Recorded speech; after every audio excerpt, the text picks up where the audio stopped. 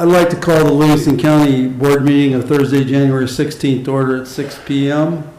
If you bow your heads, please.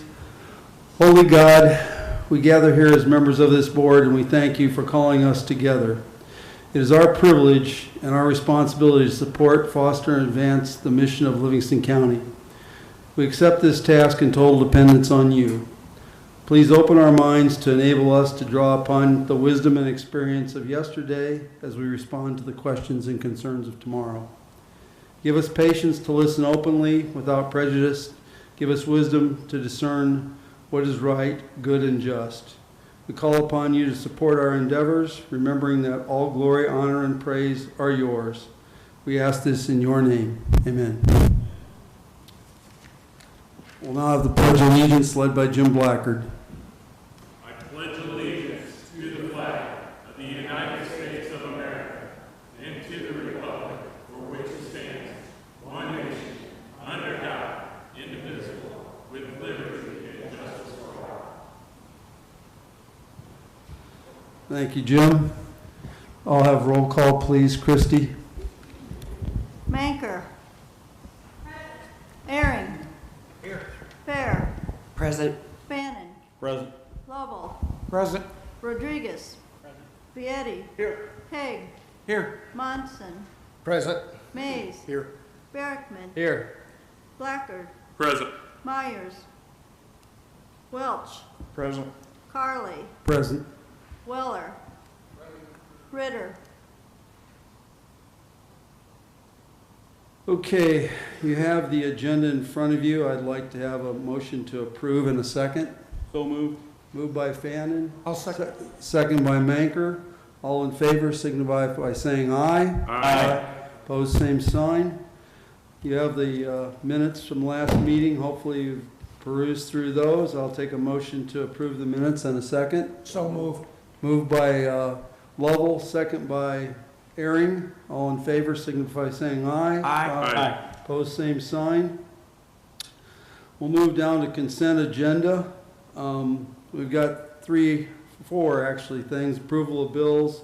We have a couple of appointments. I'm not going to read through all these things. Acceptance of decennial reports. And we also have an FTP3 program compliance and oversight monitor. So I will take a motion To approve. Motion by Blackard. Second. Second by Fannin. We'll have a roll call vote, please. Manker. Yes. Aaron. Yes. Fair. Yes. Bannon. Yes. Lovell. Yes. Rodriguez. Yes. Vietti. Yes. Haig. Yes. Monson. Yes. Mays. Yes. Barrickman. Yes. Blackard. Yes. Welch. Yes. Carley. Yes. Weller. Yes. Okay, after that, we'll move to the action agenda, the committee reports. We'll start with Finance, Marty Fannin, Chair. Thank you, Mr. Chairman. We have a couple items on the agenda this evening. First is the county clerk semi-annual report. Christy, take it away. Would you like for me to start with the property fraud alert program first? We kind of got sidetracked on that one at the meeting, but we do have what's called a property fraud alert program where you can sign up your property, and if any documents are filed in our office and recorded and you did not file them, it will let you know. I mean, it'll let you know irregardless. It's to help with the property fraud, somebody trying to steal your property by recording a false document with us. So you can have text, you can have voicemail, or they'll call you too. It's however you want to sign up. And you can sign up your businesses and all of your property for it. But we've got the brochures here and down in our office and in the hallways too. So, And this is free to the citizens, correct? yes, it is. It's free, a free service that we offer. Okay. My report is for the second 6 months of 2024. Overall, it went down in some places, and the largest difference we saw was in revenue stamps. The general fund revenue for revenue stamps went down $9,600. The revenue stamps are a tax that is paid for transferring or buying or selling your property or ground. The county receives 50 cents per $1,000 in value, and the state gets a dollar per thousand in value. For the last 6 months, we've sent $120,426 to the state for their share of fees and things that we collect for them. Our general fund revenue, we submitted $112,748.89 for that. There was one trend that I was talking to Marty about earlier that we found over the years. In 2020 with COVID, we had hardly anybody coming in because of the COVID. So we were doing e-recordings that started at that point, and that would be where the documents are transmitted to us via the internet and online. In 2021, we had recorded 7,740 documents, paper documents, and 160 e-recordings. And at the end of 2024, it's flip-flopped.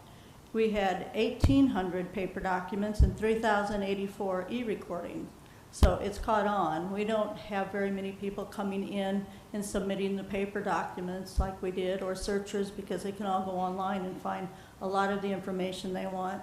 Some of that is through the back scanning that we did with the grants that we received. So it's really flip-flopped and done well. But we have 34 Laredo users, which are people who subscribe to our documents and getting them each month, and they range in monthly fee from $75 up to $400 for unlimited use, and it's per minute, based on that. And there's about 6 different levels that we have. We have 34 companies or people that are paying those fees for that we take in. So our documents that we're recording for the last couple years have been reduced by about 200 or gone down. The trend has been fewer things moving in that, but we went up 180 last year compared to the prior year. So I think that's about all I have right now. There really isn't. Do you have any questions on the report that we submitted? And downstairs, you probably saw that we've started early voting again. The city of Pontiac has a Republican mayoral race. We started early voting today, and it goes through February 24th. And then when that's done, then we start early voting for the consolidated election, which is April 1st. Always an election going on. Busy, busy, busy. Yep. Any other questions for Christie? I just want to make a motion to approve. Motion by Haig to approve, second by Bronson. Thank you. Roll call, please. Manker, Yes. Ehring, Yes. Fair, Yes. Fannin, Yes. Lovell, Yes. Rodriguez, Yes. Vietti, Yes. Haig, Yes. Monson, Yes. Mays, Yes. Barrickman, Yes. Blackard, Yes. Welch, Yes. Carly, Yes. Weller. Yes. Okay, our second item tonight is a resolution authorizing working cash loan to Tort. And I had somebody ask me a question about this, and we do this every year, and the reason being is because the insurance comes due at the beginning of the year, and so this fund has been set aside specifically for this reason. So by law, we can borrow from working cash fund to pay this, and then when the taxes come in, it gets repaid, but it has to be repaid in the same year. So I'll make a motion to approve. I'll second. Second by Ehring. Any other questions or discussion on that? Roll call, please. Manker, Yes. Ehring, Yes. Fair, Yes. Fannin, Yes. Lovell, Yes. Rodriguez, Yes. Vietti, Yes. Haig, Yes. Monson, Yes. Mays, Yes. Barrickman, Yes. Blackard, Yes. Myers, Welch, Yes. Carly, Yes. and Weller. Yes. Okay. That's all I have to report. I will say, I appreciate getting questions. If we're in meeting and you don't understand something, please ask the question. I want you to understand what we're doing and where our money's going and what we're doing with it. So if we're in committee or in board and you don't understand something, please ask. I would really appreciate it because I really want you to understand it. That's all I have, Mr. Chairman. Thank you, Chairman Fannin. We'll now go to Ag and Zoning. Michael Hague, Chair. Agriculture and Zoning Committee met January 6th. We had a fairly short meeting. We discussed the job description for the program compliance monitor, and we reviewed the solid waste update. And that's about it. We are in the middle of ZBA with the Panther Grove Wind meetings, so we had one of those last night. We'll start it again next week, so thank you. Thank you, Chairman Hague. We'll now move to Highway Committee. Steve Lovell, Chair. Thank you, Mr. Chair. We've got one item. It's a resolution, an appropriation for county aid to a bridge fund for a bridge replacement on the Livingston-Ford County line, Section 36 in Chatsworth. Basically, this is we administer this to Ford, and I think Ford is in charge of building it. So that's the only item we have on the agenda. So I would like to, anybody got any questions on that? Come on. Move to approve. I'll second it. Okay. Motion by Blackard, second by Hague. Hague. Roll call vote, please. Manker, Yes. Aaron, Yes. Fair, Yes. Fannin, Yes. Lovell, Yes. Rodriguez, Yes. Vieti, Yes. Hague, Yes. Monson, Yes. Mays, Yes. Berrickman, Yes. Blackard, Yes. Welch, Yes. Carly, Yes. Weller. Yes.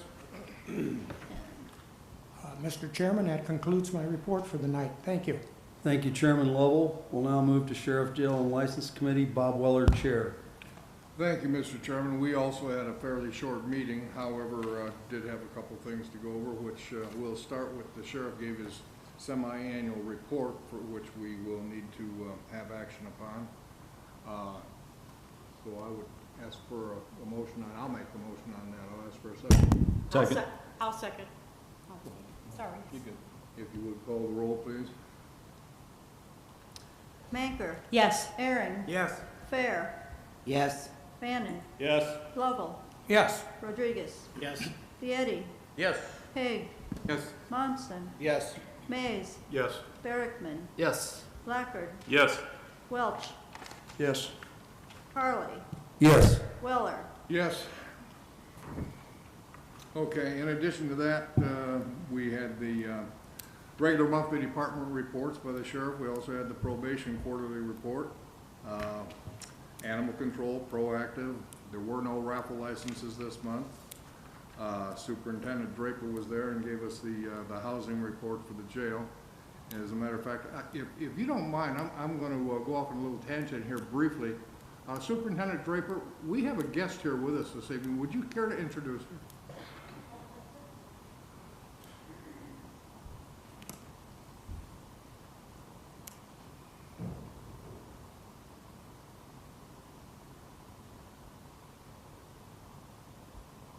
This wasn't planned, so they were not prepared for this.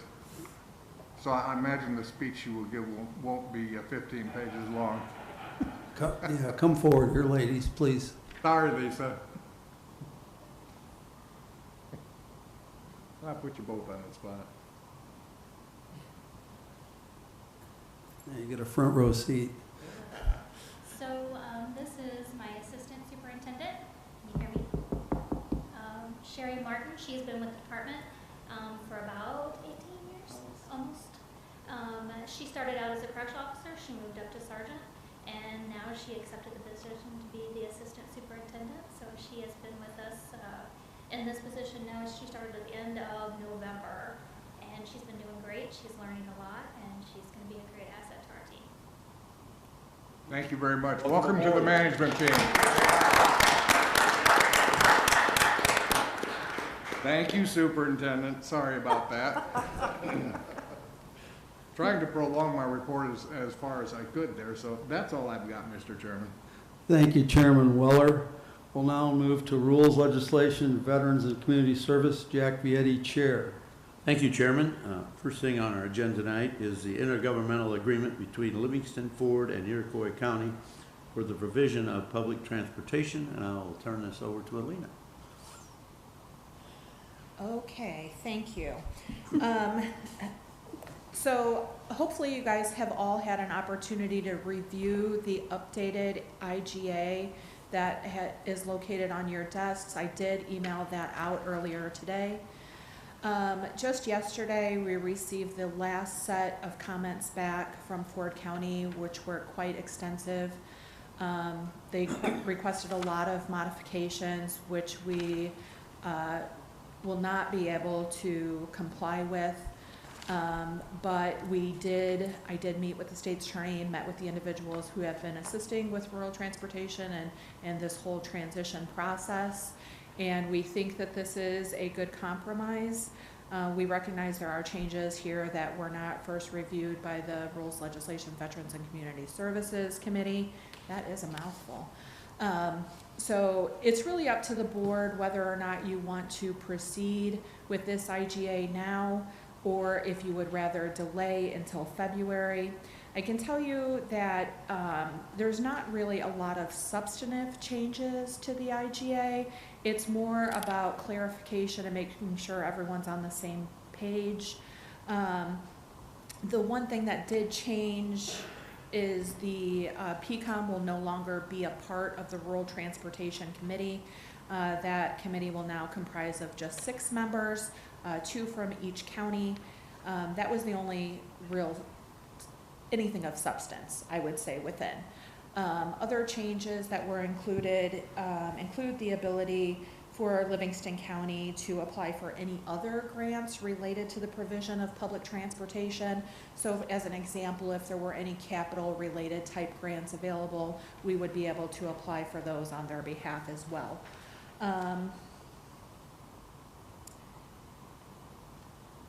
Everything else, I believe, should be more clarification, and so I'm happy to answer any questions that you have about the agreement.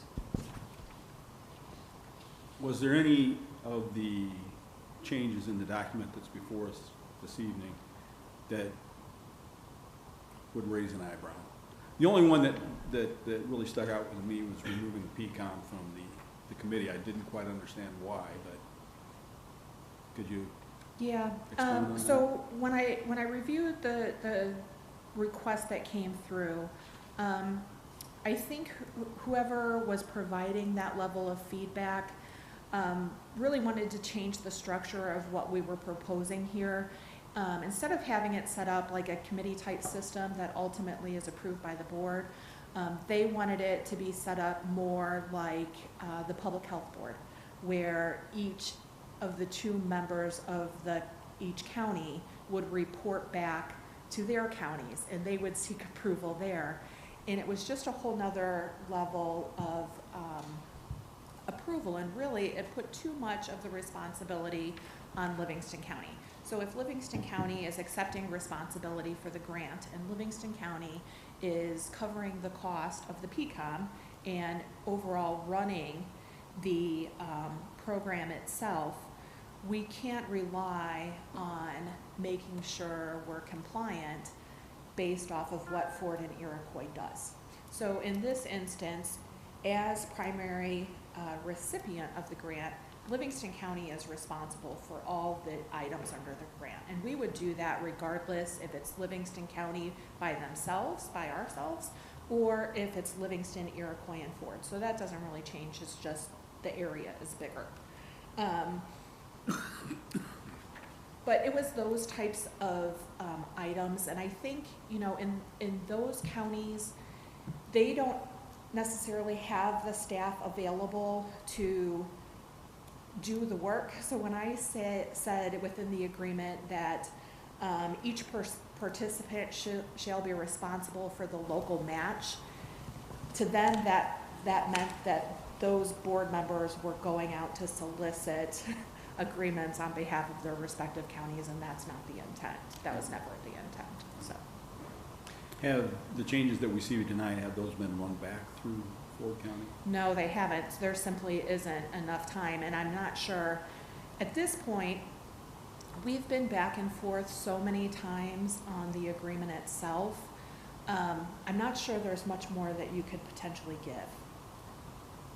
Well, let me just say this, Iroquois County's on board with this. I mean, they had one little minor thing, but Iroquois County is all in with this right now. So actually Ford's the only one that seems to have some, had some requests to make some changes. We've altered some, but,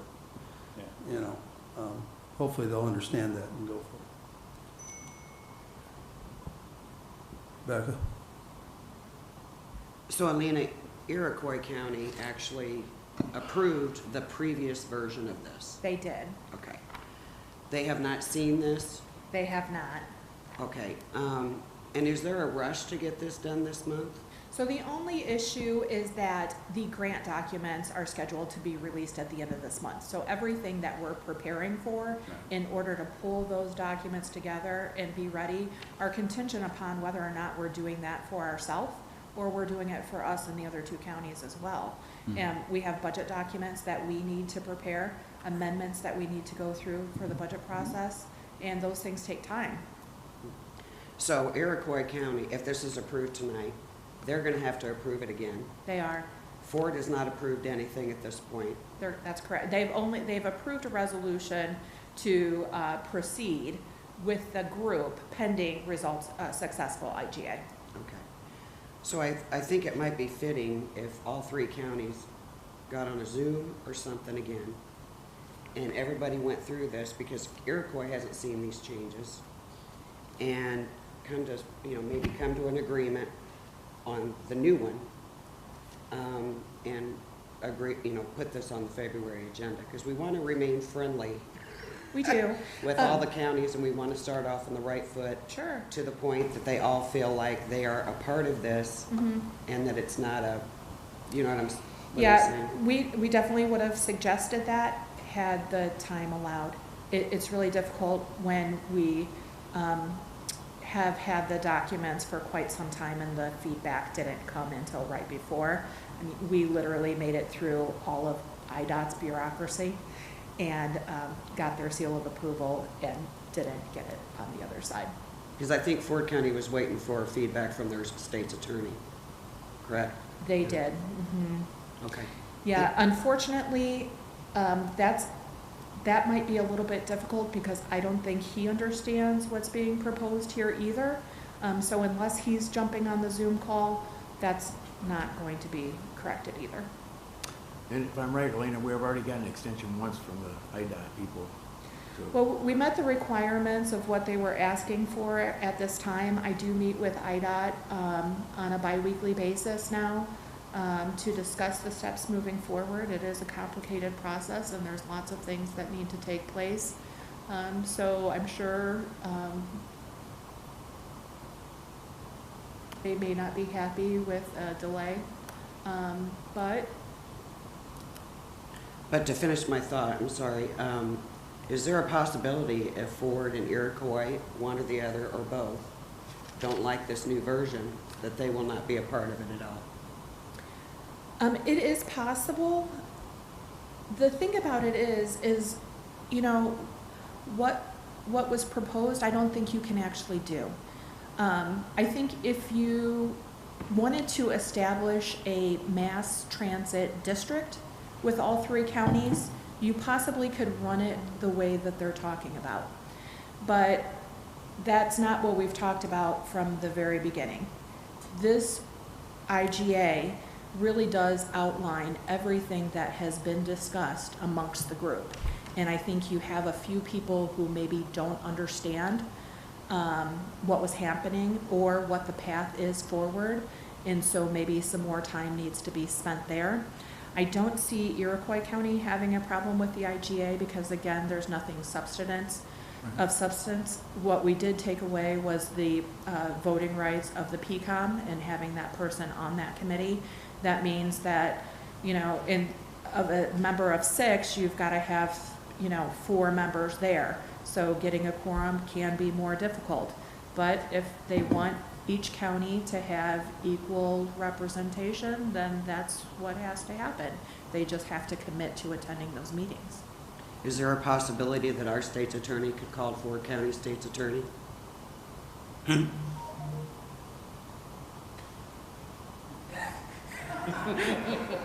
I asked that because I saw you here.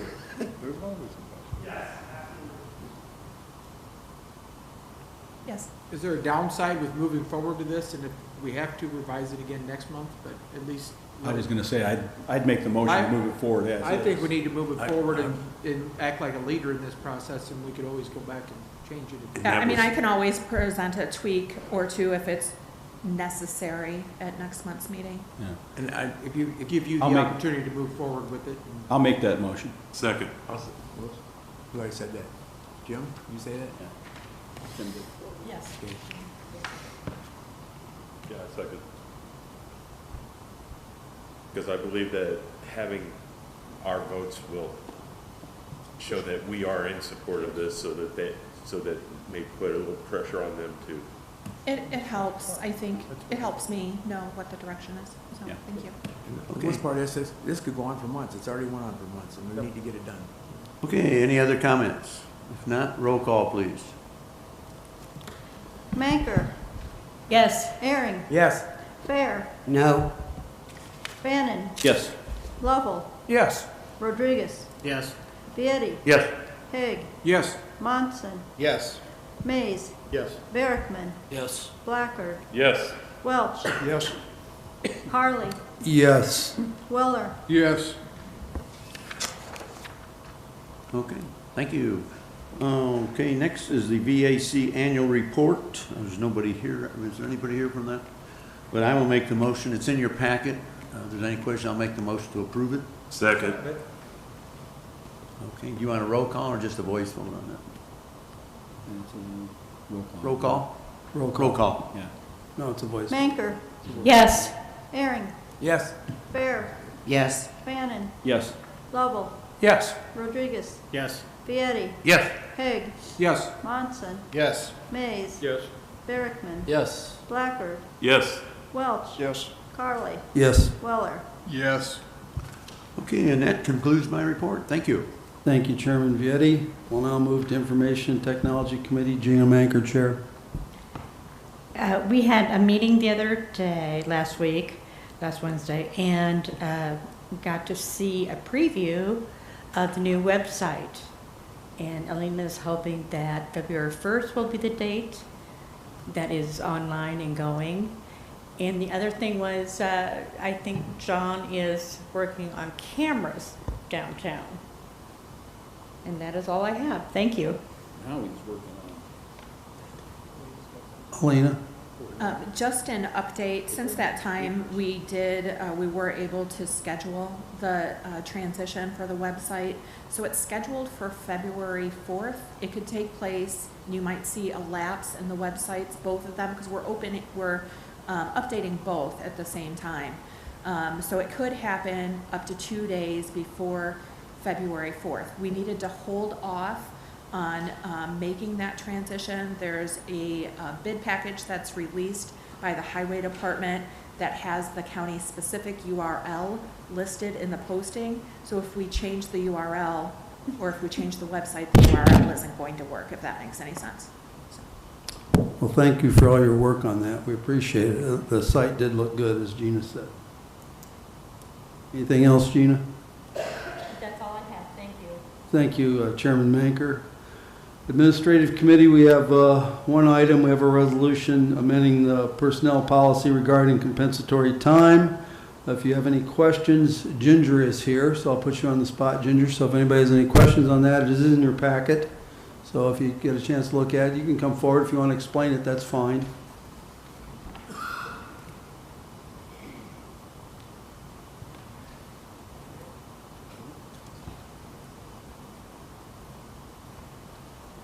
First of all, does anybody have any questions regarding the policy?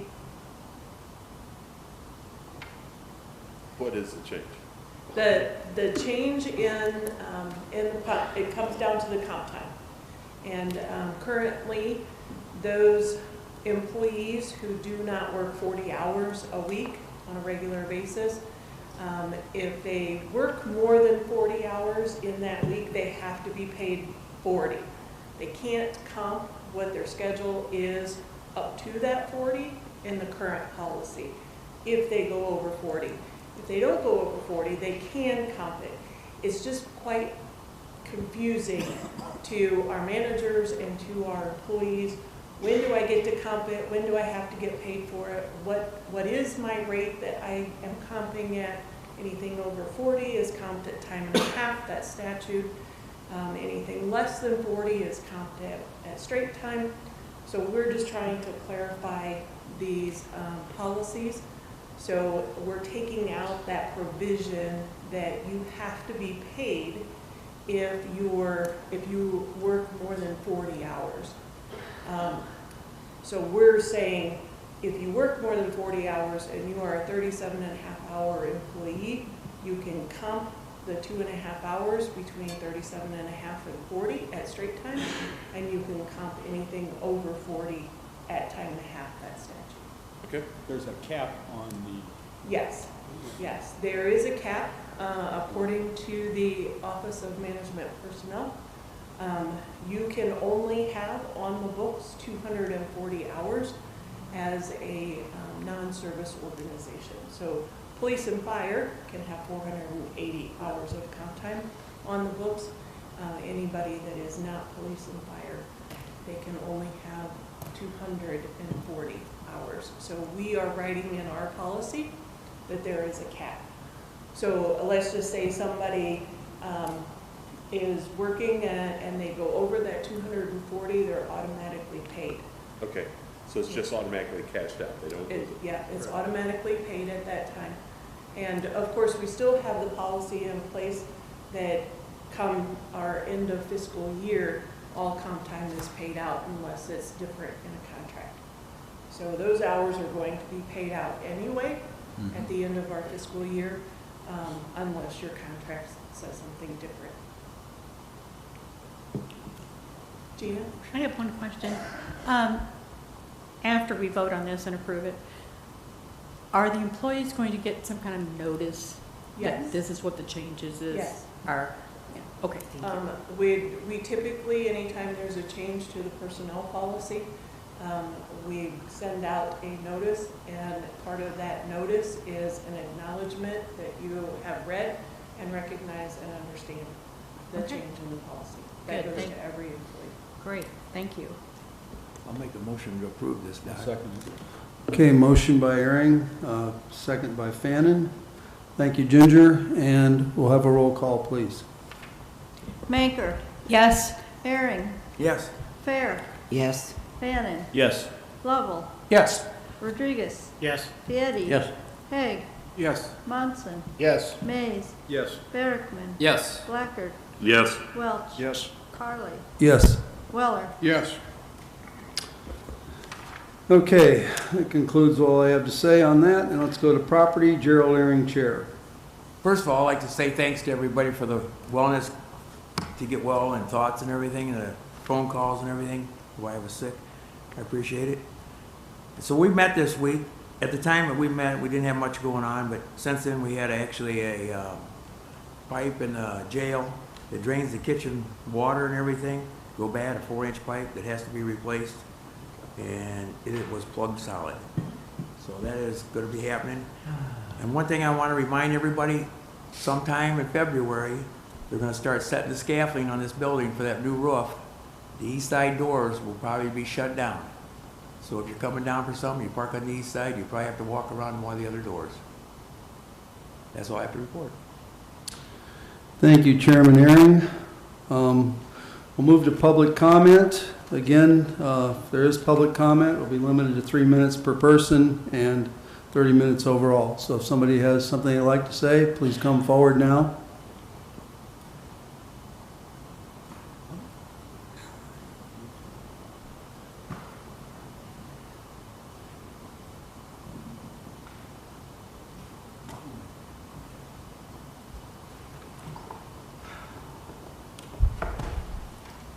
State your name, please. Logan Bremmel. Thank you. Hi, I'm Logan Bremmel, as I said. I'm from Rooks Creek Township, and I'd like to thank you guys for the opportunity to speak to you guys tonight. As a 20-year-old and a member of the younger generation, I'd like to express my opposition to the Panther Grove 2 wind project. I hope you will consider the fact that it's my generation and the generations that follow me that will be left to deal with the lifespan of this project. As a college student, double majoring in agronomy and agricultural business, this project makes me concerned for the agricultural future of Livingston County.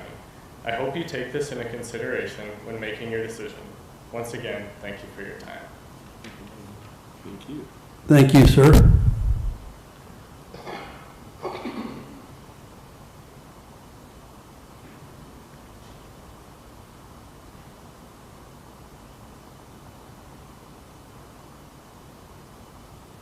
Hello, Julie Russo.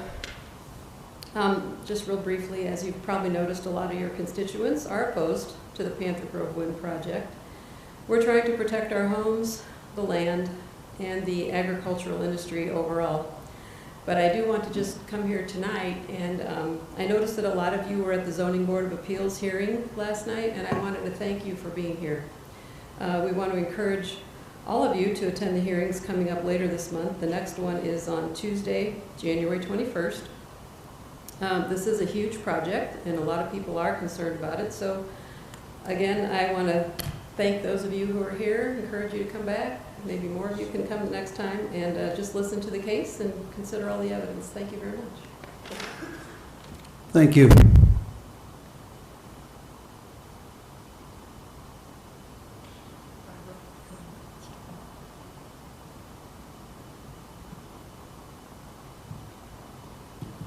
Anyone else like to come forward in public comment?